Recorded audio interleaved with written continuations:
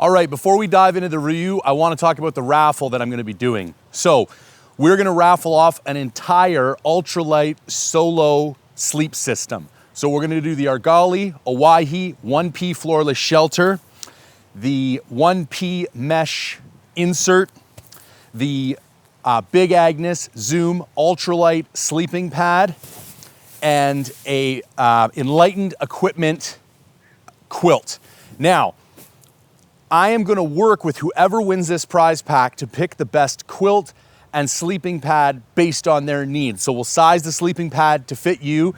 If you want to go a little bit heavier and more comfy and get the Rapide SL instead of the Zoom, that's totally fine. When it comes to the quilt, if you want down, we'll go down. If you want synthetic, we'll go synthetic. I will literally hop on the phone and we'll pick the best setup for you. This is hands down the best solo ultralight sleep system I've ever had in all my years of backcountry hunting. So basically what I wanted to do was raffle off a complete plug and play option. So literally you win this. Oh, I forgot to mention, you will also be winning a pair of the Argali trekking poles because you need a trekking pole to set this up. So you get the trekking pole, you get the floorless shelter, you get the insert, you get the sleeping pad, and you get the quilt. Literally everything you need. Now, you have to belong to Mindful Reviews to buy raffle tickets. So that's the other reason I put this at the beginning of the review. These tickets will go fast. Every raffle I've done has sold out.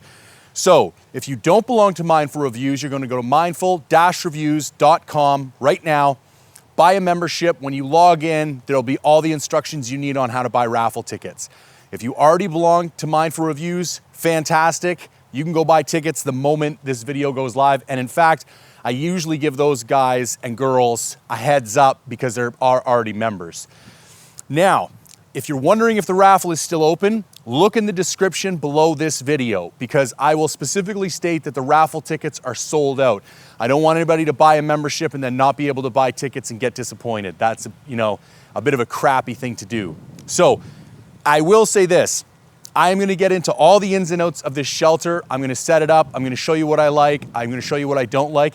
But I can tell you unequivocally, this is my favorite one-person shelter right now. So if you're wondering if you want to buy a raffle ticket, trust me, you want to buy a raffle ticket. I think Argali knocked it out of the park. And I am rough on people and companies. So for me to say that, of all the products I've reviewed in the last couple of years, this was the one that impressed me the most right out of the gate. It still took a few days for me to kind of perfect the system, and I'm gonna go over the things that I did a little bit differently that really increased the functionality of this shelter for me. But I want you to feel confident. If you're on the fence about whether or not you would like running this shelter, I personally think if you solo hunt, this would be a fantastic tool to add to your arsenal. So that's enough about the raffle. Like I said, mindful-reviews.com. You can get all the information you need there and check the description. If raffle tickets are still available, it will be noted in there. Okay, I'm gonna mention right out of the gate right now, it's a little bit windy down here on the beach today, so I'm hoping the audio is all right. If it's complete crap, I'll re-record it in the studio and kind of dub over top of what I'm doing. I don't typically voice over the setup of tents, but this is a pretty unique tent. So I wanted to kind of walk everybody through how I find it best to set up. So the first thing you're gonna do, you'll notice it comes in 2 stuff sacks. I wasn't quite sure about how I felt about that originally. I do like it, but you'll notice you have to connect these things together. And part of me still wishes it came with 1 stuff sack that was big enough that I could pack these both in it without detaching the liner from the floorless shelter component every single time. Now, I don't have the Argali trekking poles with me. I have these black diamonds because I actually lent the Argali trekking poles to a friend of mine who is doing a hike in Wyoming and he hasn't brought them back yet. So I'm gonna walk through setting up with the insert. It's basically identical otherwise, you just don't lay the insert out first. And later on in the video, I'll go over the pros and cons of having the insert. So, first thing you wanna do, the insert is basically a rectangle. So, you wanna lay this out flat. Ideally, you're gonna lay it out parallel with your primary wind direction.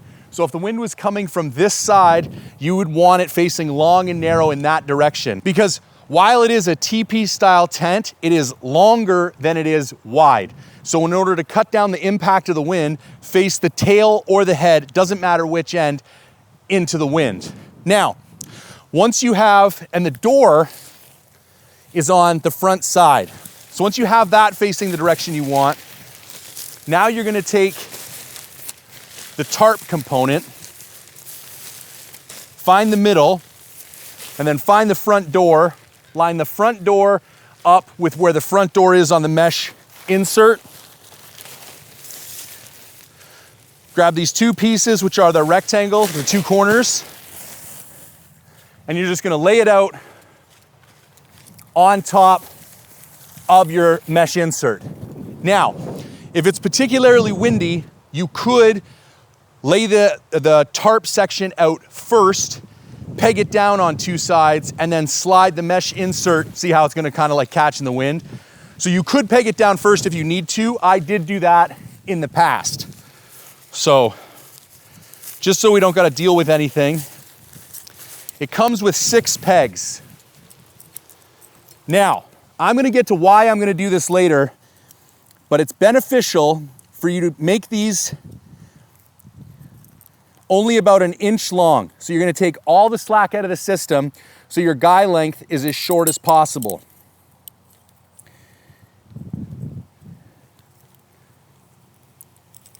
You're then gonna stick this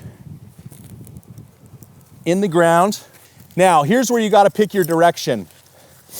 So you're gonna run this one, again, take all the slack out of the guy line, run this tight to your other corner, and then whatever direction this in, this is how you're gonna set up the rest of the shelter. Now we can tweak all of this once we get the rest of it set up.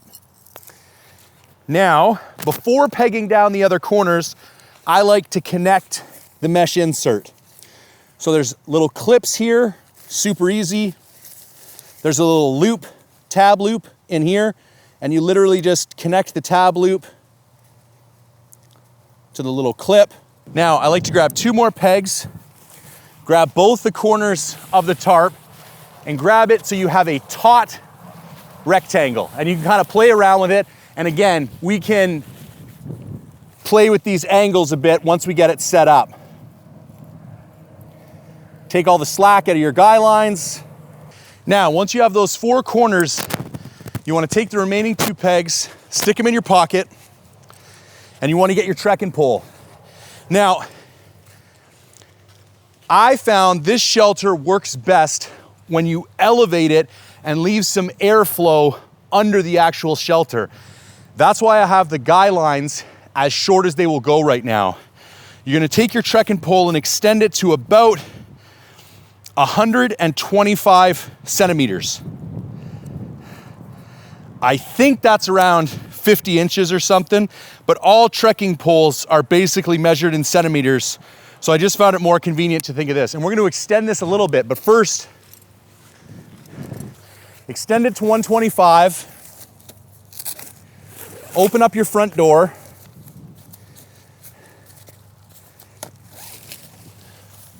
Now, you need to open up the front door of the insert as well. And I like to open it up the whole way, just so nothing gets caught. And then you're gonna line up this little pocket with this little pocket, okay? And then you take the pointy end of your pole, stick it in there, and then line up the handle component on this little kind of section that they have in there. So that's a bit tall, so we're gonna bring it down to about 120. And again, we're gonna extend this in a minute. Now that won't stand up by itself just yet. So you close your door, take one of your pegs. I like to peg the left-hand side. Both sides have a section that will hold it rolled up. Bring this out to full extension, stick this in the ground. We're gonna come to the back, take our last peg. Okay, so at this point, if you're noticing any sagging, if you're noticing that some corners are tighter and other corners are looser, like I notice I've got good tension here, good tension here. I've got good tension here, but this one here is sagging in. At that point, I take this one out of the ground and I kind of just play with it until I get the tension in each of the corners that I need. Now, once you've finessed each of the corners so that these lines are kind of equally taut all the way around, here for me is where the magic bit happens. I go to each corner and I add 3 to 4 inches of slack into the guy lines.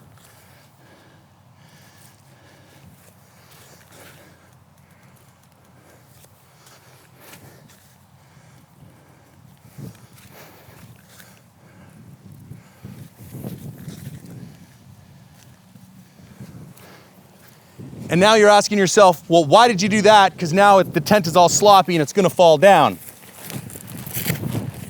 Open the tent up, and here's where you add your additional height.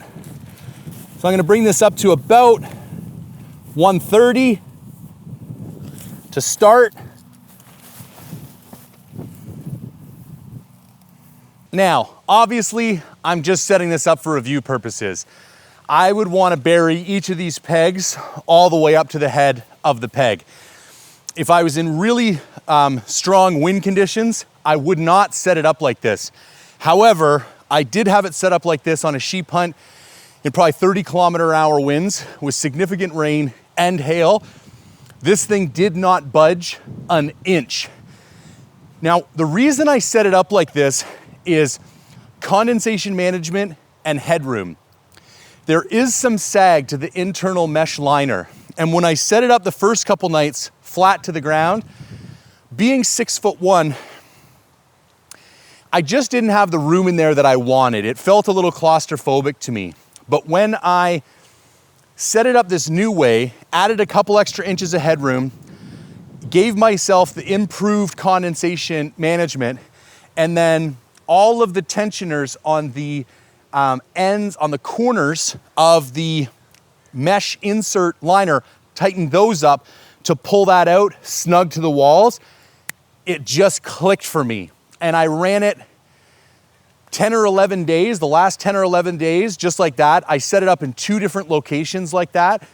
And it was just such a good shelter. And I'm gonna be honest with you, there were significant bugs. I had the mesh liner inside, but I never actually closed the door, and I never had a problem with bugs. So if I was to run this again, I think I would just bring a Dyneema ground sheet for my sleeping pad, and I wouldn't even bother with the mesh insert.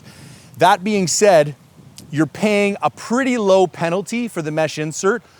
Everything you see here, the pegs, the guy lines, the stuff sacks, the tent, and the liner weighs 2.1 pounds. If you leave the liner at home, you are saving just under 16 ounces. So it's basically 1 pound for just the floorless shelter and 2 pounds if you run it together with the insert. And a ground sheet is already gonna be 3, 4, 5 ounces depending on what ground sheet you bring. So for an additional 10 ounces to have the security of the insert, the other nice benefit of the insert is that it adds condensation protection. I noticed when I did have some condensation, if it was dripping off that inner wall, it would actually hit the mesh and then roll down. Also in the morning, the inside walls of your tent are usually a little damp no matter what you do. And I find as soon as I sit up in bed and turn like this, my shoulders normally brush the walls and I kind of get wet shoulders. Listen, it's not the end of the world, but it's kind of annoying. With the mesh insert there, the way that it's connected, it kind of, if you push the mesh insert, the wall of the tent kind of goes away from you. And I never got wet shoulders in the morning if I was changing my shirt or getting dressed or anything like that. So I'm gonna open it up. I'm gonna show you what it looks like with a sleeping pad inside, but I just wanted to go over the context because I really believe for most people in most situations, setting this shelter up like this is really gonna improve the functionality and you're gonna get a much more enjoyable experience out of this particular shelter. All right, so this is the part of the review that everybody's really curious about. How big is it and how much room is there? So first off, There is at least 6 to 8 inches of room on either side of the sleeping pad right now. This is a 78-inch sleeping pad, 25 by 78. It's the biggest one that you can buy. There's lots of room left to right. We'll talk about the vestibule in a minute. It's cooking hot out here right now, so I'm gonna do this sizing test so I can get out of here and talk about the rest of the features of this tent. So this is me laying down. I don't even know, man, 8, 10 inches at my head. Tips of toes are touching the mesh liner, but they're not touching the end of the tent. It is the roomiest one-person shelter I've been in. When you wake up in the morning and you set up, you can turn around, no problems there.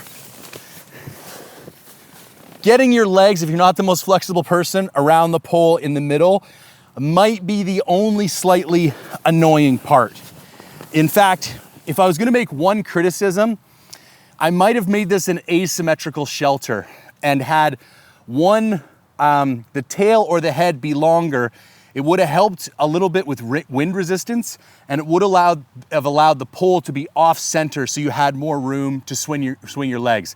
But it's a pretty minor issue. You can sit here, you can make coffee, tons of room in the vestibule.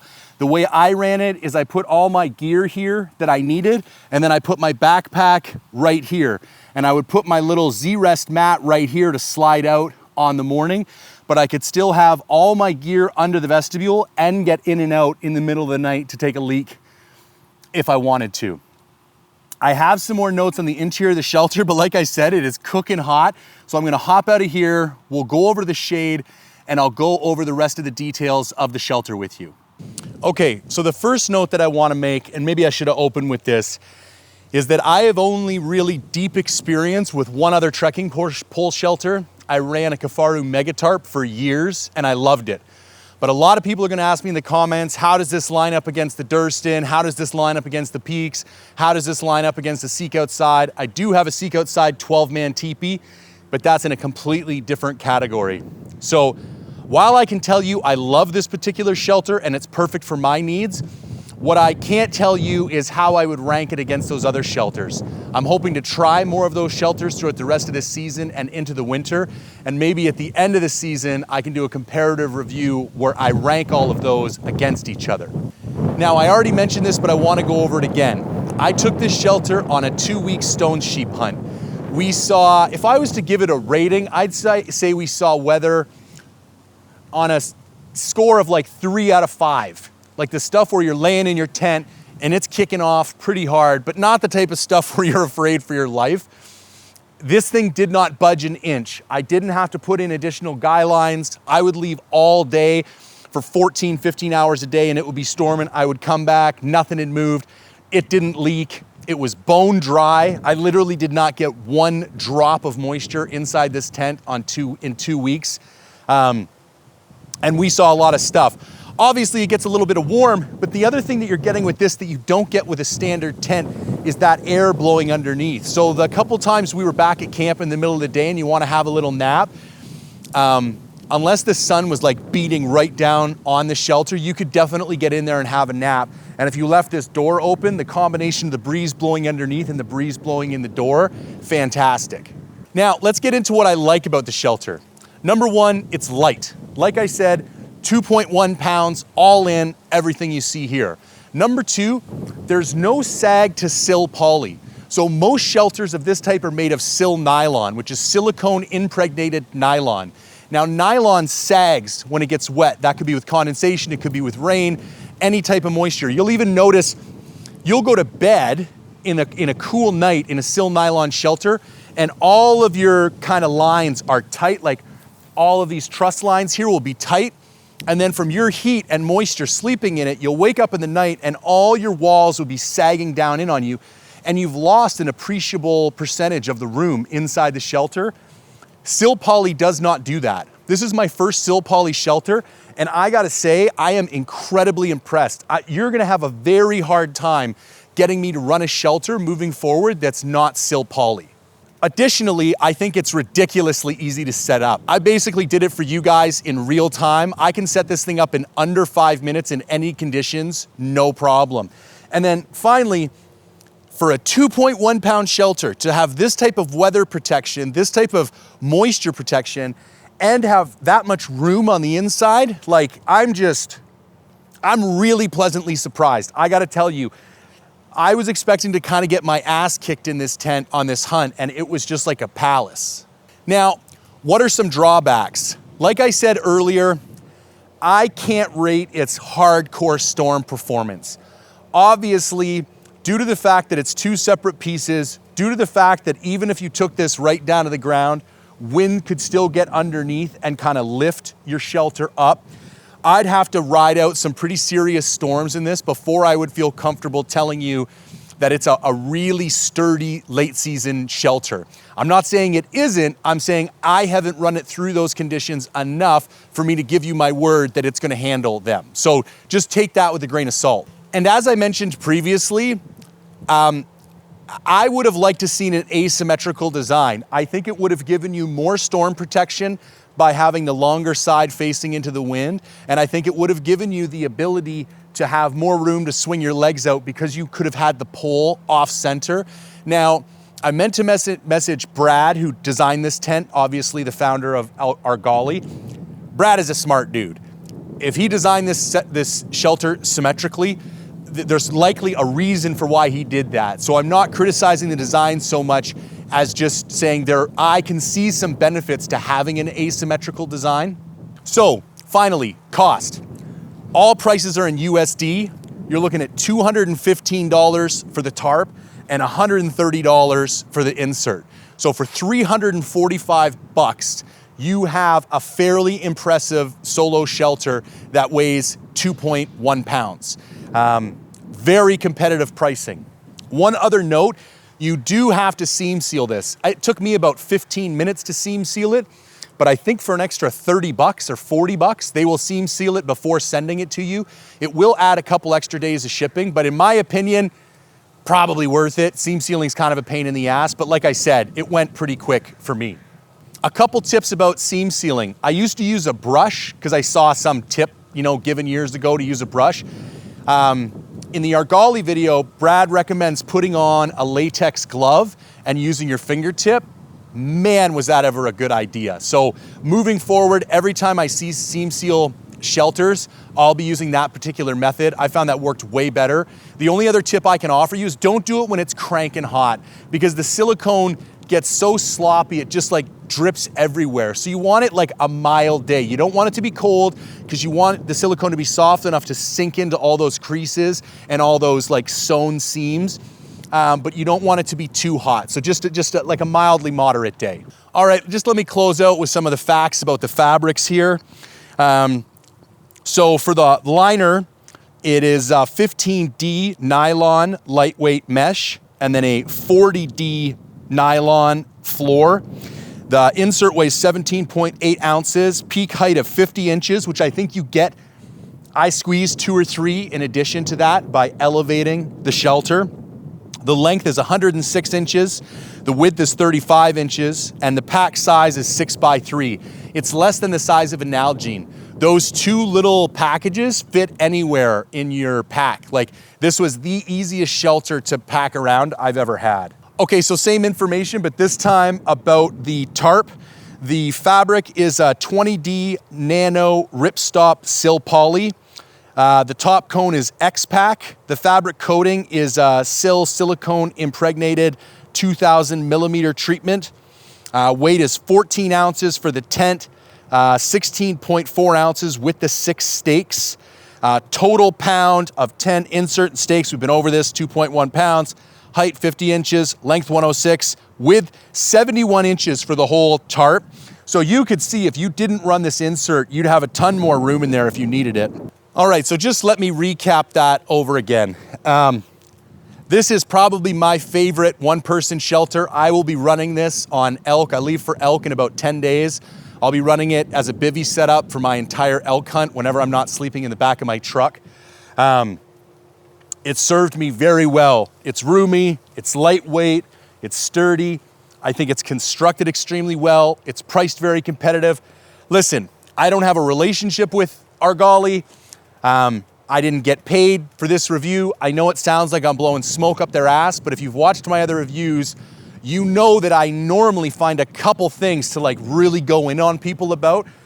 And this is the first time that I can remember where I just reviewed a product and it was as close to perfect as I think you can expect a product to be. Now, let's take all that with a grain of salt. I did only run it for 2 weeks. So, I will keep you guys updated the longer I run this tent, but there is nothing significantly different from this shelter than from the other Argali shelters, which they've had out for years. It's the same fabric, it's the same guy line materials, it's the same mesh materials. So I feel very confident giving this my kind of vote of approval, given how well the rest of those shelters have stood up. Let me grab the sleeping bag. So again, just to go over the raffle, I'm gonna raffle off a complete shelter with insert, a pair of Argali trekking poles, a Big Agnes Zoom Ultralight sleeping pad or another Big Agnes pad of your choice, and an Enlightened Equipment quilt. Now, this one is the down one, and I have it customized with a 20D Digi-Camo shell and a 10D interior. It's 850 downfill, and it's good to 20 degrees Fahrenheit, which is about -7 degrees Celsius. So as I mentioned before, I'll work with you either through a phone call, email, or a Zoom meeting. We will find the perfect Big Agnes pad and the perfect Enlightened Equipment quilt for your body type, your experience level, and your hunting preferences. Again, you need to go to mindful-reviews.com to enter that raffle if you're not already a member. As always, any questions, if there's something that I went through too fast, you want some clarification on, just drop a question in the comments section below. And as always, if you could engage with this content in any way, shape, or form, I would greatly appreciate it. Hunting and gear content has a rough time getting pushed up in the algorithm, so if you could comment, like, share, or subscribe, I would greatly appreciate it. And until next time, thanks for tuning in.